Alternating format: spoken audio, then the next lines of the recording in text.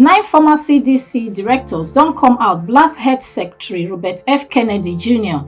Dem tok say within just 7 months for office, RFK Jr. policies don scatter healthcare system and put Americans at risk. People for UK see northern lights shine well on Monday night from Scotland reach Kent after one strong solar storm. Now, Met Office dey tok say the light fit still show again Tuesday night. Dat na small for today Tori. Na PidginToriGlobal be dis, where foreign tori dey drop for your ear with correct Naija Pidgin. If e dey happen forward, we go dey run am here the way you sabi am. Oya, make we enter the gist proper. Abeg, make you like, subscribe and turn on the notification bell make you no miss any of our videos. Also share with your friends, make them too sabi wetin dey happen forward. One federal judge for California don block President Donald Trump move wey send National Guard go Los Angeles this summer. Trump deploy the troops because of protest against immigration raids, but California governor bin no gree. Judge Charles Breyer rule say the move break the Posse Comitatus Act wey dey limit US government from using military force for domestic wahala. The ruling dey on hold till 12 September and e sure say Trump go appeal am. 9 former CDC directors don come out blast Health Secretary Robert F. Kennedy Jr. Dem tok say within just 7 months for office, RFK Jr. policies don scatter healthcare system and put Americans at risk. The former bosses vex say RFK Jr. don restrict vaccines, cut money for medical research, sack thousands of workers and even fire CDC Director Dr. Susan Monares wey refuse resign. After dem chase Monares comot, plenty top officials resign join. RFK Jr. wey don always doubt vaccines don also end US support for global vaccine program and reduce $500 million grants for mRNA vaccine work. The former directors warn say dis move fit expose pikin dem to serious sickness and even open road for another pandemic. Dem tok say dis one no be politics matter, e suppose worry every American. Whereas the White House claim say Monares no dey align with the president agenda, but the former CDC leaders insist say na because she refused to rubber stamp vaccine policy or fire senior staff. Treaties also accuse RFK Jr. say e pass law wey fit make some Americans lose their Medicare insurance. Na one of the strongest rebukes so far against RFK Jr. since im enter office. People for UK see northern light shine well on Monday night from Scotland reach Kent after one strong solar storm.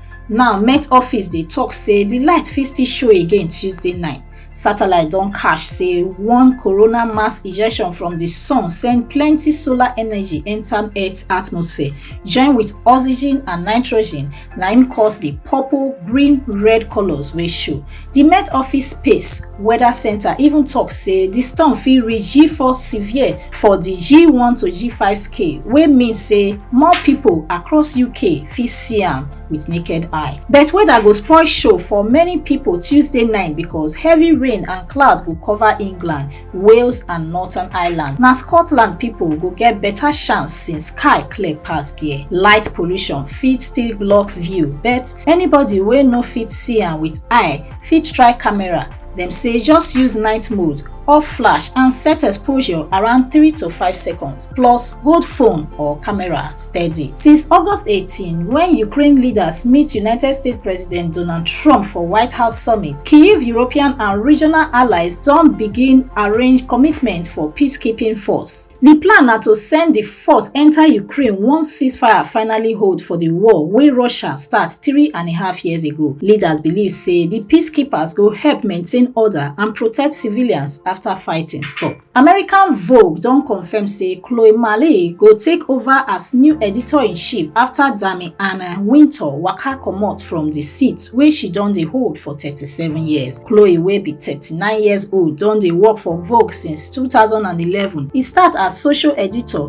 before she rise reach Vogue.com editor and even dey host their podcast, The Run Through. Dame Anna go still remain for senior post inside Vogue publisher, but she hail Chloe as person wey sabi balance Vogue history with the future. Chloe na pikin of actress Candice Bergen and French film director Louis Malle. She don even arrange big things for the magazine like Naomi Biden White House wedding photo shoot and interview with Lauren Sanchez, before her marriage to Amazon CEO Jeff Bezos. North Korea oga Kim Jong Un don waka go Beijing with im daughter Kim Ju-ai, wey pipo dey believe say fit be im successor. Kim go attend China Victory Day parade on Wednesday, where e go join President Xi Jinping, Vladimir Putin and other world leaders. Na the first time since 1959 wey North Korea leader go show for Chinese military parade. E cross enter China on Monday with im armored train wey dem say dey carry restaurant, French wine and even fresh lobster. Photos show am and im daughter come down for Beijing railway station, where Chinese big men including Foreign Minister Wang Yi welcome am. South Korea spy agency don already talk say the girl fit be around 10 years old and na she get higher chance to take over from Kim. Dis trip na Kim first multilateral meeting.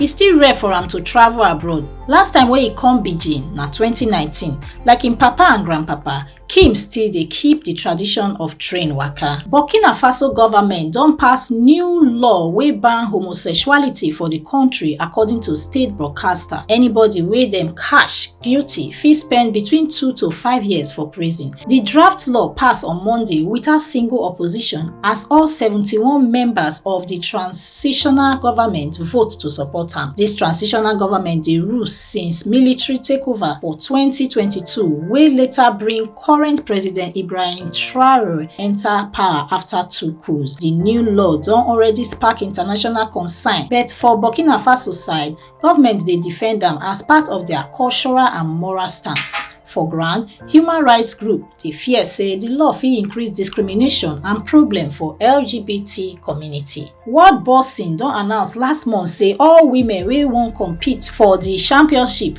wey go happen for Liverpool from September 4 to 14 must do compulsory gender test under their new policy. According to her coach, Sinzu Xiang, 29-year-old Lin don already agree to undergo the test as dem require. Lin go still compete for Liverpool Championship despite mandatory gender test. Coach Sinzu Xiang don talk say 29-year-old Lin no dey plan withdraw from the September 4 to 14 Liverpool Championship because of the new gender test rule wey World Boxing introduce. E add say dem go submit all the documents wey organizers request as part of normal procedure, so Lin fit still compete. Na the tori be that for today, and na Rebecca Goffey dey report for PidginToriGlobal. Una do well.